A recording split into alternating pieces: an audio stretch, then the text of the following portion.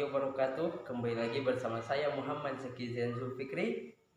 Kali ini kita akan membahas tentang fabel, yaitu materi bahasa Indonesia di kelas 7 sekolah menengah pertama. Baiklah, fabel. Sini pengertian fabel. Fabel adalah narasi yang biasanya menyampaikan moral dengan menampilkan hewan yang berbicara dan berperilaku seperti manusia. Nah, jadi fabel itu adalah cerita yang dikemas seunik mungkin dengan tokoh hewan yang bisa berbicara seperti manusia. Biasanya ditujukan kepada anak. Selanjutnya, struktur teks fabel. Yang pertama ada orientasi, bagian pembuka yang biasanya menjelaskan tokoh, tempat, dan waktu.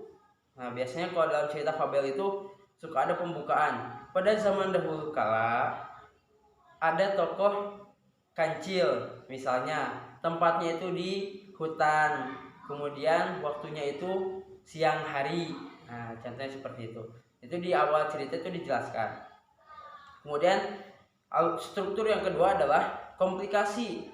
Komplikasi atau konflik yang terjadi dalam cerita. Jadi biasanya terjadinya konflik ini karena ada sifat yang berbeda antar tokoh.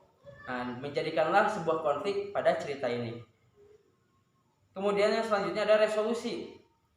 Resolusi atau penyelesaian masalah. Nah, biasanya para tokoh setelah memiliki masalah, mereka menyelesaikannya dengan cara mereka sendiri pada cerita tersebut. Nah, kemudian yang terakhir pada struktur adalah koda atau penutup yang biasanya berupa amanat atau pesan-pesan yang disampaikan penulis melalui cerita tersebut. Yang selanjutnya ada ciri-ciri cerita fabel. Nah, di sini ciri yang pertama yaitu bersifat fiksi.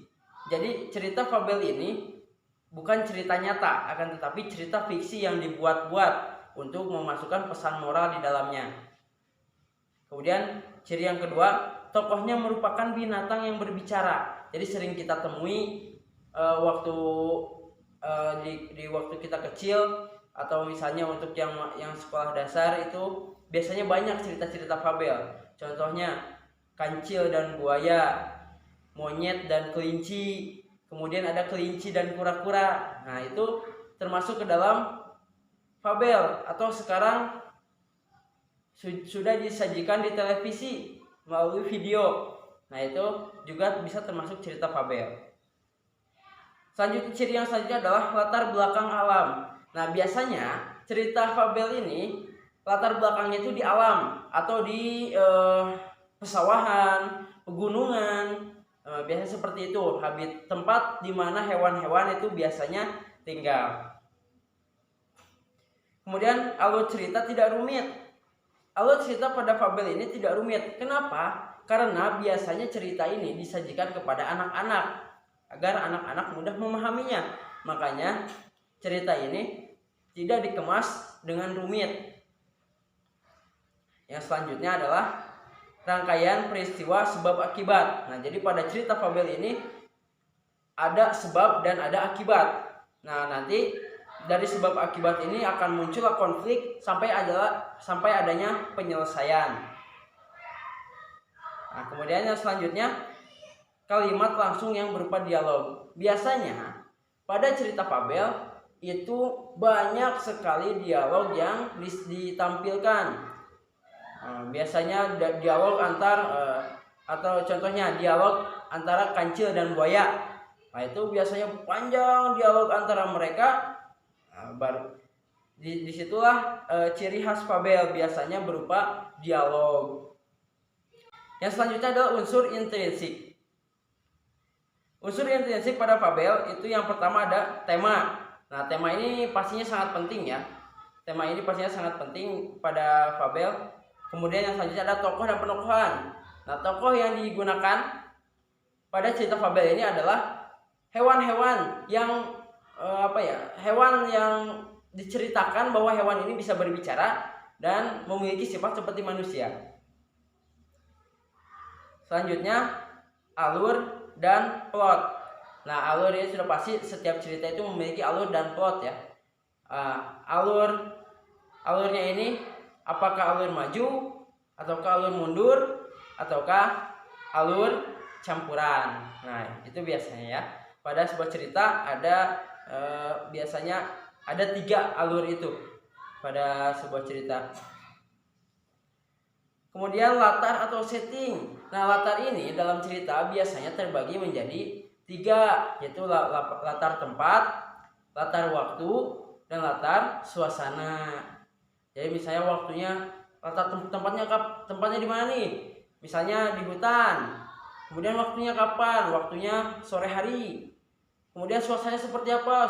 Suasananya sangat ramai, di mana contohnya di mana para hewan sedang menyaksikan kelinci dan kura-kura berlomba lari. Nah, itu kan ada cerita ya, kelinci dan kura-kura yang berlomba lari. Kemudian selanjutnya ada sudut pandang atau teknik penulisan yang disampaikan oleh penulis. Apakah memakai sudut pandang orang pertama, orang kedua, atau orang ketiga. Dan yang terakhir pada unsur intrinsik ini adalah amanat. Nah, yang paling penting pada cerita fabel ini adalah amanat, karena tujuan dari dibuatnya cerita fabel ini adalah menyampaikan satu amanat yang bisa dicerna atau yang bisa dipahami oleh anak-anak, sehingga anak-anak bisa mendapatkan pelajaran yang baik dari setiap cerita yang mereka dengar. Kemudian selanjutnya ada jenis-jenis fabel ya. Di sini ada yang pertama berdasarkan waktu. Nah, yang berdasarkan waktu ini dibagi 2. Yang pertama itu fabel klasik dan fabel modern. Fabel klasik itu biasanya disajikan dari mulut ke mulut. Contohnya cerita si kancil dan buaya, atau kelinci dan kura-kura yang berlomba lari. Nah, itu fabel klasik ya, yang sering kita dengar waktu kita masih kecil. Nah, adapun fabel modern itu biasanya mengadopsi kisah-kisah yang berada pada zaman sekarang, namun dimasukkan ke dalam cerita fabel yang tokohnya itu diganti menjadi tokoh hewan.